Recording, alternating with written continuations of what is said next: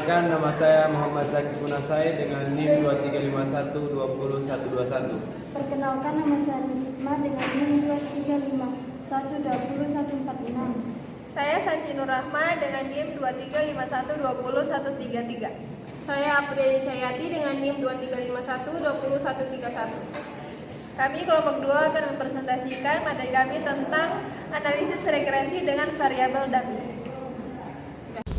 Baik, saya akan menjelaskan tentang pengertian variabel dummy. Variabel dummy adalah cara kita mengubah data yang bersifat kualitatif, misalnya jenis kelamin, status perkawinan, asal daerah, menjadi data yang bersifat kuantitatif atau menjadi angka. Dengan begitu, data kualitatif ini bisa kita masukkan dalam model statistik untuk dianalisis. Dengan variabel dummy yang akan saya coba demokan, itu menggunakan model ini, yaitu pengaruh emotional experience, service quality, dan jenis kelamin terhadap word of mouth. Nah, di sini ada dua variabel kuantitatif, yaitu emotional experience dan service quality, ya.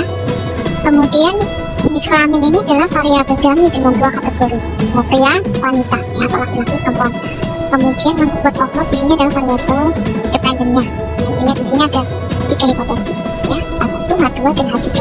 Untuk model matematisnya seperti ini, ya, WM sama dengan A plus B1 X emotional experience ditambah dengan B2 plus I service quality ditambah dengan B3 CK yang jenis kelamin, yang CK ini adalah variabel dummy, ya, plus R. Saya akan coba demokan, ya, analisis regresi dengan model yang ini, di mana jenis kelaminnya adalah sebagai variabel dummy dengan dua kategori, sedangkan emotional experience dan service quality ini bukan variabel dummy. Saya akan coba demokan dengan menggunakan SPSS. Jadi ini data SPSS yang akan saya gunakan, ya. Di sini ada variabel jenis kelamin, kemudian ada variabel service quality, ada variabel emotional experience, kemudian ada variabel word of mouth. Nah, di sini jenis kelamin sebagai variabel dummy. Nah, langkah pertama untuk melakukan analisis regresi dengan variabel dummy dengan menggunakan SPSS, ya, dengan model regresi yang tadi sudah saya tunjukkan, ya. Yang pertama kita masuk ke data view, ya. Kita masuk ke data view, kemudian kita klik analyze, lalu kita pilih regression, kemudian kita klik linear. Kemudian masukkan variabel word of mouth, ya, sebagai variabel dependent, karena di sini variabel dependentnya adalah word of mouth.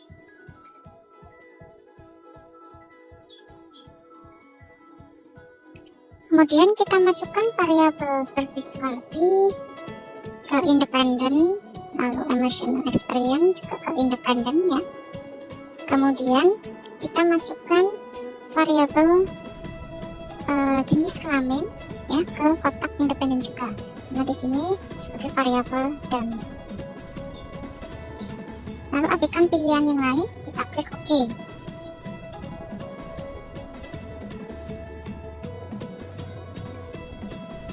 Oke, jadi ini hasil output dari analisis regresi dengan variabel dummy.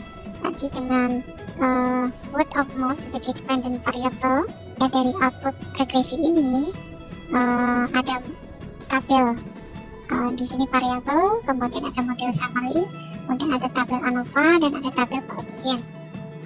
Kita akan lihat dari sini model summary. Di sini ada R atau multiple R.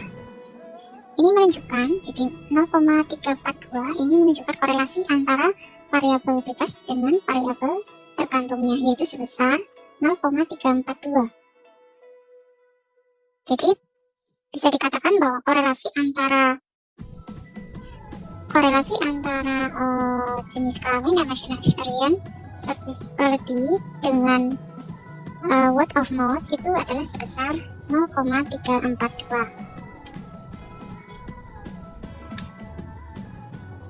Kemudian R-square di sini sebesar 0,117. R-square atau koefisien determinasi ini menunjukkan apa?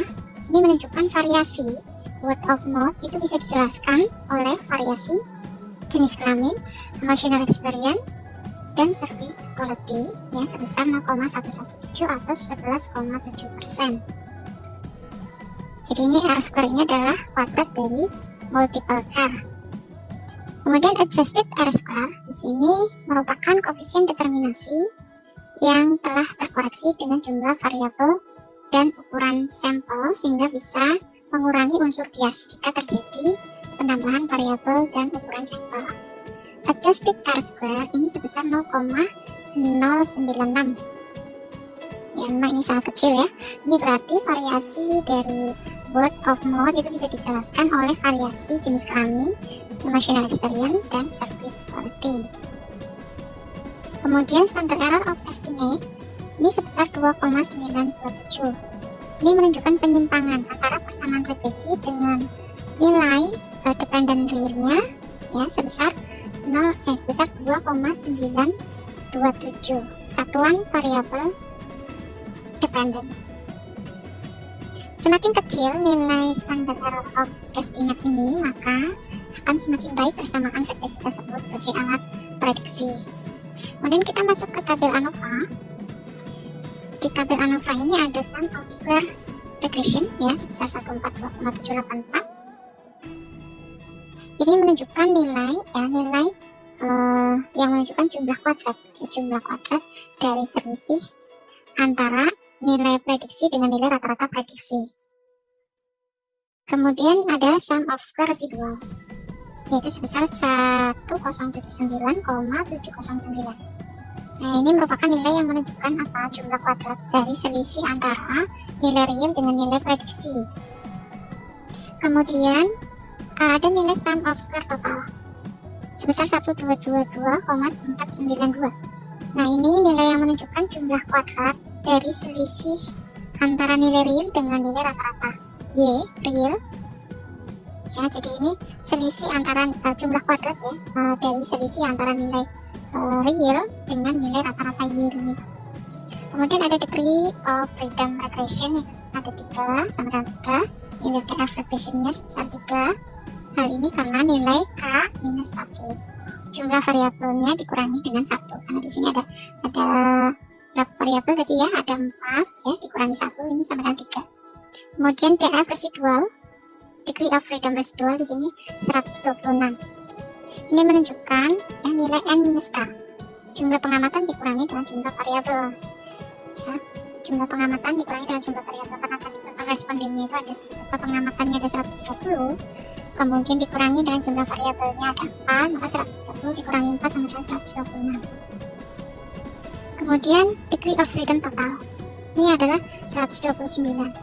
Nilai ini itu dihitung N minus 1. Jumlah pengamatan dikurangi 1 itu 130 dikurangi 1 sama dengan 129. Kemudian ada mean square regression ini 47,595. Ini merupakan hasil pembagian dari sum of square regression dibagi dengan degree of freedom regression. Di 142,784 bagi 3 ini hasilnya ini mean square regression. Kemudian ada mean square residual yaitu 4,569. Ini juga diperoleh dari hasil pembagian sum of square residual dibagi dengan DF residual. Kemudian ada nilai F hitung yaitu 5,554. Ini nilai F hitung hasilnya dari mean square regressionnya dibagi dengan mean square residualnya. Kemudian ada signifikansi dari F hitung ini ya, signifikansinya 0,001. Jadi ternyata tingkat kesalahan atau probabilitas sebesar 0,001 yang berarti lebih kecil dari 0,05 ya. Jadi dapat disimpulkan variabel bebas itu secara simultan mampu menjelaskan perubahan pada variabel tergantung atau model dinyatakan cocok atau fit. Kemudian kita masuk ke tabel koefisien. Di sini ada nilai unstandardized coefficient. Unstandardized coefficient untuk konstanta di sini 15,556. Ini merupakan konstanta ya. Ini konstanta yang artinya menunjukkan bahwa jika nilai service quality, emotional experience, dan jenis kelamin ini 0 semuanya ya koefisiennya, maka nilai word of mouth-nya itu sebesar 15,556 satuan. Kemudian di sini ada unstandardized coefficient untuk service quality yaitu 0,215, ini positif. Jadi jika service quality itu meningkat satu satuan, maka word of mouth akan meningkat sebesar 0,215 satuan. Kemudian emotional experience di sini unstandardized coefficientnya 0,182 positif ya, artinya jika nilai emotional experience meningkat satu satuan, maka word of mouth akan meningkat sebesar 0,182 satuan. Kemudian untuk jenis kelamin sini sebesar 0,681 unstandardized coefficientnya. Ini artinya apa? Ini artinya bahwa jika jenis kelamin meningkat satu satuan, maka word of mouth akan meningkat 0,681 satuan. Kemudian di sini ada standar error dari konstanta yaitu 2,969. Ini merupakan penyimpangan dari konstanta yang ada dalam model persamaan regresi. Kemudian di sini ada standar error dari service quality 0,076, standar error dari emotional experience 0,089, dan standar error dari jenis kelamin ini 0,554. Nah, standar error dari jenis kelamin ya, maupun emotional experience maupun service quality ini adalah penyimpangan koefisien regresi ya, yang ada di dalam model regresi tersebut. Jadi semakin kecil penyimpangan dalam koefisien regresi tersebut, maka semakin berarti kontribusi variabel tersebut terhadap variabel tergantungnya. Jadi kalau ini standar errornya ini semakin kecil, maka semakin berarti kontribusi variabel tersebut terhadap variabel word of mouth ya. Kemudian ada standardized coefficient. Standardized coefficient ini beta ya. Untuk service quality ini sebesar 0,249, kemudian emotional experience sebesar 0,178, dan jenis kelamin sebesar 0,107. Standardized coefficient ini adalah koefisien jalur atau koefisien regresi, tapi semua variabel telah ditransformasi terlebih dahulu ke dalam bentuk standardized. Jadi ini merupakan koefisien jalur dari masing-masing variabel ini ya. Kemudian ada tes statistik atau tes hitung. Nilai tes statistik di sini juga ada untuk konstanta, tetapi biasanya tidak digunakan untuk konstanta. Itu di sini tes statnya 5,239 dengan signifikansi 0,000. Nah, kemudian tes stat untuk service quality di sini 2,814. Kemudian untuk variabel emotional experience teh hitungnya 2,053, kemudian jenis kelamin teh hitungnya 1,228. Nah, teh hitung ini akan dibandingkan dengan teh tampil. Nah, jika dilihat dari signifikansi di sini, karena kita menggunakan nilai atau tingkat signifikansi 5% atau 0,05, maka dari hasil analisis regresi ini ya, kita bisa melihat bahwa untuk variabel yang signifikan di sini adalah variabel service quality ya, karena tingkat signifikansinya di sini 0,006 ya, lebih kecil daripada 0,05. Kemudian juga emotional experience ini signifikan ya, karena tingkat signifikansinya di sini 0,042 lebih kecil dari 0,05. Sementara untuk jenis kelamin di sini tidak signifikan ya, karena di sini nilai signifikansinya 0,222 ya, 0,222 lebih besar daripada 0,05. Nah, signifikansi ini merupakan angka yang menunjukkan besarnya tingkat kesalahan pada nilai tes statistiknya ya, yang diperoleh. Jadi jika nilai tes statistiknya itu semakin besar, maka nilai kesalahan atau signifikansi akan semakin kecil. Nah, jika nilai signifikansi lebih kecil dari alfa ya 0,05, maka dikatakan signifikan. Tapi jika lebih besar daripada 0,05, maka dikatakan tidak signifikan. Jadi dari hasil analisis regresi dengan variabel dummy ini, ya, di mana variabel dummy adalah jenis kelamin, ternyata hasilnya adalah yang berpengaruh itu adalah service quality dan emotional experience. Service quality berpengaruh positif, ya kan, di sini koefisiennya positif. Emotional experience di sini 0,182. Ya, koefisiennya positif dan ini berpengaruh. Sedangkan untuk jenis kelamin di sini seperti variabel dummy ternyata tidak berpengaruh terhadap word of mouth. Begitu hasil dari analisis regresi dengan variabel dummy. Ya baik, saya akan membacakan kesimpulan dari materi kita. Analisis regresi dengan variabel dummy adalah metode statistik yang digunakan untuk mengukur pengaruh variabel kategorikal. contohnya jenis kelamin, status perkawinan, asal daerah, terhadap variabel kontinu, misalnya juga pendapatan, usia.